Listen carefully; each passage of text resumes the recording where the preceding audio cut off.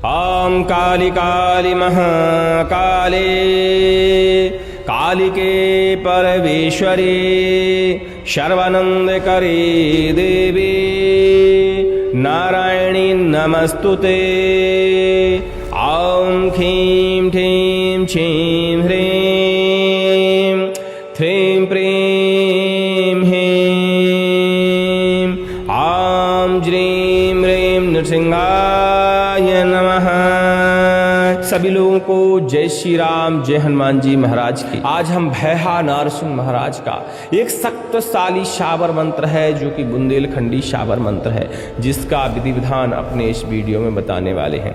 नारसिंह महाराज, भैहा नारसिंह महाराज के जो मंत्र होते हैं इतने तीक्ष्ण मंत्र होते हैं कि कहा जाता है तंत्र शास्त्रों में कि जब मंत्र तंत्र विफल होने लगे, किसी भी मंत्र से आपको राहत न मिले, बार बार आपके ऊपर बुरी बाधाएं आती ही रह जाए, कष्ट हमेशा बना ही रहे, कहा जाए किसी भी प्रकार का उपाय करके आप थक गए हों, तब नारसिंह महाराज के मंत्र, भैहा महाराज के मंत्र, रुद्र अस्त्र, पशुपतास्त्र, नारायण अस्त्र, सुदर्शन अस्त्र, चंडी अस्त्र, ऐसे मंत्रों का हमें प्रयोग करना चाहिए।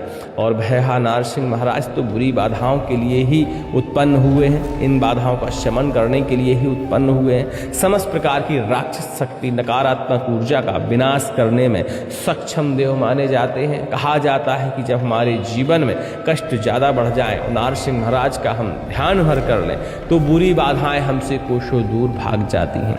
भैहा नारसिंह महाराज का यह मंत्र सुनने मात्र से ही प्रभाव दिखा देता है। यदि आप सच्ची श्रद्धा से, विश्वास के साथ बुंदेलखंडी शाबर मंत्रों का श्रवण करते हैं तो निश्चित ही मानिए कि सुनने मात्र से ही आपकी बाधाओं का हरण होना शुरू हो जाता है। यदि आप तंत्र मंत्र, टोना टोटका, मारण, मूठ, वशीकरण, उच्चाटन, तमाम प्रकार की मैली कुचैली गंदी बाधाओं से परेशान है, या शत्रु के द्वारा प्रहार से परेशान है, शत्रु ने किसी प्रकार का जादू कर दिया है, उन सब बाधाओं से भैहा महाराज का यह मंत्र तुरंत ही प्रभाव दिखाता है और आपके शरीर से बाधाओं का हरण करना शुरू कर देता है, यदि लगातार ऐसे मंत्रों को आप श्रवण करते हैं। लेकिन श्रवण करने से 10 से 20% ही लाभ हो पाता है। 100% लाभ पाने के लिए मंत्र को देखिए सिद्ध करना पड़ता है, क्योंकि जब तक आप मंत्र की ऊर्जा को नहीं जगाएंगे तब तक वह ऊर्जावान तो बनेगा नहीं और संपूर्ण शक्ति भी अपनी नहीं दिखाएगा। लेकिन मंत्र को यदि हम सिद्ध कर लेते हैं, जागृत कर लेते हैं सही मुहूर्त में, तो मंत्र में इतनी ज़्यादा ऊर्जा आ जाती है कि सिर्फ आपको चुटकी बजाने की आवश्यकता पड़ती है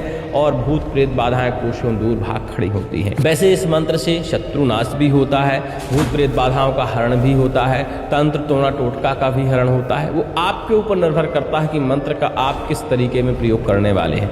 वैसे मेरा मानना यह है कि हमेशा मंत्र परोपकार में प्रयोग करने चाहिए, कभी भी किसी का अनहित करने के लिए मंत्रों का प्रयोग नहीं करना चाहिए। क्योंकि जब हम किसी का बुरा सोचते हैं, बुरा करने का प्रयास करते हैं, खासकर मंत्रों के जरिए, तो कुछ % हमारा भी बुरा होता है। यदि हम मारण मंत्र किसी के ऊपर चलाते हैं तो स्वाभाविक है सामने वाले के ऊपर तो प्रहार हो जाता है, उसका तो नुकसान हो जाता है। लेकिन ध्यान देने वाली बात यह है कि आप यदि प्रबल नहीं हैं, आपकी सुरक्षा मजबूत नहीं है, और सुरक्षा भले ही मजबूत रहे लेकिन 30 से 40% दंड तो आपको भोगना ही पड़ता है। हाँ, तत्काल में नहीं मिलता, बाद में मिलता है, लेकिन मिलता जरूर है। कई लोगों को तो तत्काल ही मिल जाता है। इसलिए ऐसे मंत्रों का जो दूसरों को नुकसान करने वाले मंत्र हों, बिना गुरु आदेश के, बिना गुरु सानिध्य के कभी भी सिद्ध नहीं करने चाहिए। लेकिन भैहा महाराज का यह मंत्र परोपकार में आप प्रयोग कर सकते हैं, दूसरों की बाधाओं का हरण कर सकते हैं, दूसरों का भला कर सकते हैं, तो निश्चित ही मानिए कि आपको पुण्य की भी प्राप्ति होगी और मंत्र जागृत भी हो जाएगा। क्योंकि मंत्रों में एक विधान होता है कि जितना ज़्यादा इन मंत्रों का आप प्रयोग करते हैं उतनी ही ज़्यादा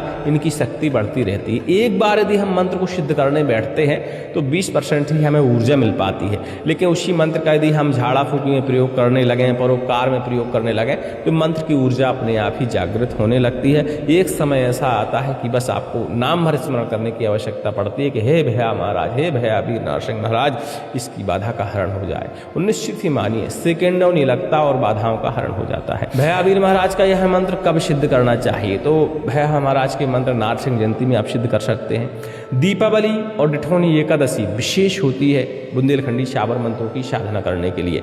इसके अलावा नवरात्रि, गुप्त नवरात्रि में भी महाराज के मंत्रों का आप सिद्धीकरण कर सकते हैं। नारसिंह महाराज का एक बढ़िया सा चित्र स्थापित कर लीजिए। देखिए, मुहूर्त कोई भी हो, मुहूर्त इन मुहूर्तों में से किसी भी मुहूर्त का आप चुनाव कर सकते हैं। जरूरी नहीं है कि वीडियो आप आज देख रहे हैं तो कल से ही सिद्धि करने बैठ जाए, नहीं, मुहूर्त का इंतजार करिए। जो सुटेबल आपको मुहूर्त लगे, जब आपका शरीर साथ दे, तभी मंत्रों की साधना करनी चाहिए। ठीक है, तो नारसिंह महाराज का एक चित्र स्थापित कर लीजिए। विधि विधान से स्नान, तिलक, वस्त्र, पुष्प, फूलमाला, ये सारी चीज़ें धूप दीप नैवेद्य के साथ नारसिंह महाराज का पूजन करिए। पीले रंग के रोट उनके ऊपर अर्पण करिए, पीले वस्त्र अर्पण करिए। लाल रंग के फूल भी आप अर्पण कर सकते हैं, लाल वस्त्र भी अर्पण कर सकते हैं, लेकिन पीले वस्त्र ज़्यादा विशेष माने जाते हैं।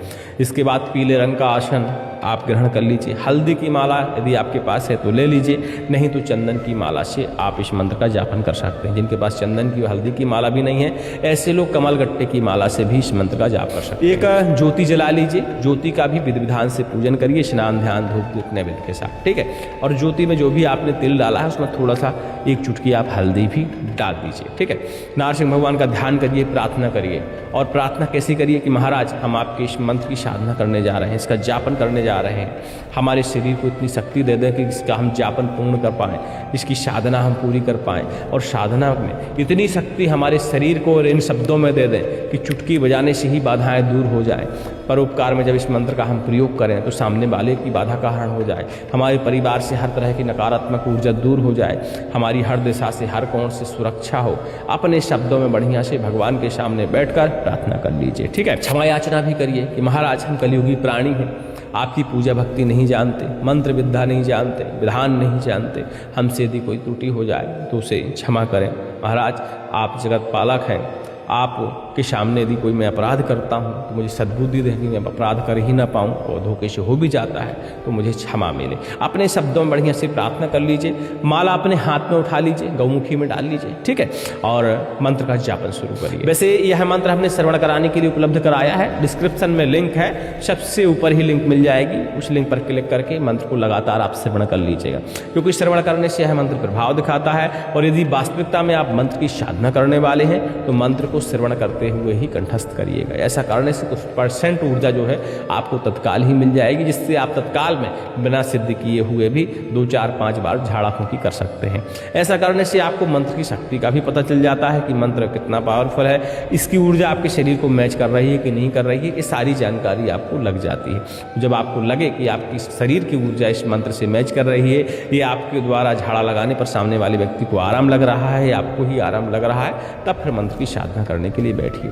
मंत्र एक बार ध्यान से सुनेंगे और लगातार मंत्र को श्रवण करने के लिए डिस्क्रिप्शन वाली लिंक का प्रयोग करेंगे। ओम नमो वीर भैहा नारसिंह उग्र वीर भैरव महाबली हनुमंत, आगे हनुमंत गरजे पीछे भैरव गरजे, मध्य में गरजे भैहा नारसिंह, 1 कोष आगे चलाऊं 7 कोष पीछे चलाऊं, कहाँ बसे बाउनी कहाँ बसे बामन वीर, पाताल बसे बाउनी आकाश बसे बामन वीर, नीम चौतरा नाहर वीर, क्रोध बसे भैहा नारसिंह, शमशान बसे उग्र भैरव, हृदय बसे हनुमंत, हरदीलो रोट हरदीलो चोला, होम धूप चढ़ाऊं रक्षा कर वीर भैहा नारसिंह, प्रेत पकड़ भूत पकड़ डायन डाकनी शाकनी पकड़, तंत्र टोना टोटका पर विद्या जला, चक्र प्रहार कर नख प्रहार कर, गदा प्रहार कर, दुश्मन की छाती बैठ कलेजो फाड़ दुहाई आखिरी मंत्र की सत्य की यान मंत्र फुरे ईश्वरो वाचा, ओम नमो नरसिंहाय नमः। इस तरह का मंत्र है, तो बढ़िया से इस मंत्र को कंठस्थ कर लेना है, श्रवण करते हुए ही कंठस्थ करिएगा। डिस्क्रिप्शन वाली लिंक पर क्लिक करके हमने आधा घंटे का पूरा श्रवण उपलब्ध कराया है,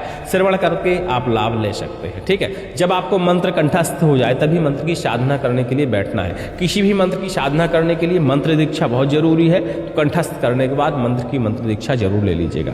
साधना करने से पहले आपके गले में एक सुरक्षा कवच जरूर होना चाहिए, क्योंकि बिना सुरक्षा कवच के हमें कभी भी साधना नहीं करनी चाहिए। इन सब चीजों का आपको विशेष ध्यान देना है। 11 माला इस मंत्र की आपको जाप करनी है। होम धूप स्नान ध्यान ये सारी विधि विधान से पूजन करने के बाद 11 माला जप करनी है। एक आपको अग्नि कुंड बना लेना है, चाहे तो बाजार में छोटी बेदी मिलती है उसको ला सकते हैं। पलाश की लकड़ी उसमें डाल दीजिए, आम की लकड़ी डाल दीजिए, पीपल की लकड़ी डाल दीजिए, अद्धा झारे की लकड़ी डाल दीजिए, या जो संविदा आपके यहाँ उपलब्ध है, चंदन की संविदा भी चलती है, ऐसी संविदाएं उसके अंदर डालकर आप इसी मंत्र का पाठन करते हुए लास्ट में नारसिंह महाराज का कोई भी बीज मंत्र लगाइए, और बीज मंत्र लगाते हुए आहुति डालना शुरू करिए। 108 आहुतियाँ आपको डालना है, इतने में ही यह मंत्र आपका सिद्ध हो जाता है। जाता है। अग्नि के ऊपर जल घुमा दीजिए, नरसिंह महाराज से क्षमा प्रार्थना करिए कि महाराज जो भी हमसे गलती हो गई वो क्षमा करें। बालक हैं, कलयुगी प्राणी है, पूजा भक्ति तो बिल्कुल जानते नहीं है, लेकिन जो बना उसे स्वीकार करें और जो भी अपराध हुआ हो उसे क्षमा करें। अपने शब्दों में बढ़िया से क्षमा याचना कर लीजिए। अपने आसन के नीचे जल का छिड़काव करिए और उस जल को स्पर्श करते हुए मत्थे पर तिलक कर लीजिए। इसके बाद आप चाहें तो शांति मंत्र का पाठन करते हुए अपने स्थान से उठ सकते हैं। शांति मंत्र बहुत ही आसान होता है, इंटरनेट पर सर्च करेंगे तो मिल जाएगा। जो नित्य कर्म या नित्य पूजा प्रकाश की किताबें हैं जिनके पास, उसमें भी शांति मंत्र आपको मिल जाएगा। नहीं तो आप नहीं आता है कुछ तो ओम धौ शांति अंतरिक्षगुम शांति पृथ्वी शांति रापा शांति औषधया शांति वनस्पतयः शांति विश्वे देवः शांति ब्रह्म शांति सर्वगुण शांति रेधि श्यामा ओम शांति शांति शांति सर्वस्य शांतिर्भवतु।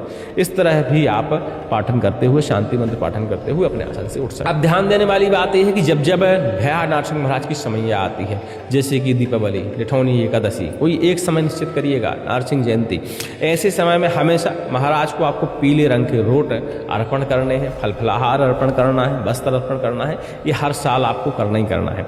या जब भी आप किसी को झाड़ा लगाएं इस मंत्र से, सामने वाले को ठीक करें, तो उससे थोड़ी सी दक्षिणा भी आप ले सकते हैं, जितने में इनकी सामग्री आ जाए। इससे ज़्यादा नहीं लेना, क्योंकि मंत्र तंत्र धन कमाने के लिए बिल्कुल नहीं होते हैं, ठीक है। तो दक्षिणा लेकर इतनी ही सामग्री आप बनवा कर या लाकर भगवान को जरूर अर्पण कर दें। उस दिन खासकर गुरुवार के दिन अर्पण आप कर सकते हैं, ठीक है। इसके अलावा अब आती है इस मंत्र को हमें कैसे कैसे प्रयोग करनी चाहिए। तो देखिए, सावर मंत्र है, बुंदेलखंडी सावर मंत्र है। आप अपने क्षेत्रीय तरीकों के हिसाब से इस मंत्र का प्रयोग कर सकते हैं। चाहे तो जल का छींटा लगाकर झाड़ा लगा सकते हैं, नीम की डाल से आप झाड़ा लगा सकते हैं, सांग अस्त्र से झाड़ा लगा सकते हैं, खड़ग अस्त्र से झाड़ा लगा सकते हैं। इसके अलावा काल दंड से आप झाड़ा लगा सकते हैं। सोंटा से विशेष झाड़ा इस मंत्र का माना जाता है। यदि किसी के ऊपर नकारात्मक ऊर्जा है, भूत प्रेत बाधा है, तंत्र टोना टोटका है, शत्रु के द्वारा कुछ भेजा गया है, तो आप सोंटा प्रहार करके इस मंत्र से आप झाड़ा लगा सकते हैं। इसके अलावा जो आपने हवन किया था उसकी भस्मी आपके पास बची होगी, उस भस्मी को एक बार और इसी मंत्र से अभिमंत्रित करके वो आप रोगी को या जिसके ऊपर बाधा हो उसको खिला सकते हैं थोड़ी सी, और उसके मत्थे पर तिलक कर सकते हैं। ऐसा करने से उसके शरीर से समस्त प्रकार की नकारात्मक ऊर्जाएं उतर जाती हैं, भाग जाती हैं। एक नींबू अपने हाथ में ले लीजिए और नींबू के साथ आप इसी मंत्र का पाठन करिए। व्यक्ति के ऊपर उतारा करिए, 7 बार उतारा कर सकते हैं, उल्टा उतारा कर सकते हैं। अग्नि जला लीजिए थोड़ी सी और इसी मंत्र का पाठन करते हुए पहले 5 आहुतियाँ अग्नि में डाल दीजिए। फिर नींबू के 2 टुकड़े काट कर नींबू का निचोड़ा मारिए, निधार दीजिए। ऐसा करने से तुरंत ही बाधाएं समाप्त हो जाती हैं।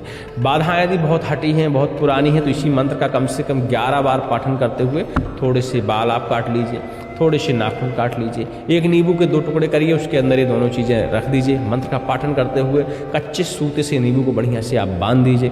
इसी मंत्र का पाठन करते हुए आप इस नींबू को जमीन के अंदर कहीं एकांत स्थान में गड्ढा खोद कर डाल सकते हैं। ऐसा करने से समस्त प्रकार की शरीर से बाधाएं उतर जाती हैं। व्यापार के बंधन में, व्यापार में तकलीफ में किसी ने टोना टोटका लगा दिया है व्यापार के ऊपर, उस समय भी आप नींबू से उतारा कर सकते हैं इसी मंत्र का पाठन करते हुए। ऐसा करने से तुरंत ही बाधाएं दूर हो जाती हैं। इसका एक शत्रुनाशक विधि विधान भी है, जो कि हम वीडियो के माध्यम से तो कतई नहीं बताएंगे। आप यदि आमने सामने आए या फोन के माध्यम से पूछें मंत्र दीक्षा के बाद, तो हमें यदि लगेगा कि आपको शत्रुनाशक विधि विधान देना चाहिए तो हम जरूर आपको उपलब्ध करा देंगे। क्योंकि ऐसे मंत्र देखो भैया परोपकार के लिए होते हैं, भला करने के लिए होते हैं, नुकसान करने के लिए कभी नहीं होते। हाँ, ज्ञान ही तो जरूर हम विधि विधान आपको बता दें, बल्कि उसका हम आदेशित नहीं कर सकते कि कभी भी ऐसे मंत्रों का, खासकर नरसिंह महाराज के मंत्रों का आप शत्रुनाश में प्रयोग करें। उम्मीद करते हैं सारी जानकारी आपके समझ में आ गई होगी। अधिक जानकारी के लिए आप टेलीग्राम में संपर्क कर लीजिएगा, जहाँ हमारा नंबर भी आपको उपलब्ध हो जाएगा। हमारे मंत्रों से किसी को यदि 1% भी फायदा होता है सुनने से, ऐसे लोग मंत्र के नीचे कमेंट जरूर कर दिया करें। सभी को जय श्री राम, जय हनुमान जी महाराज की जय। नरसिंह।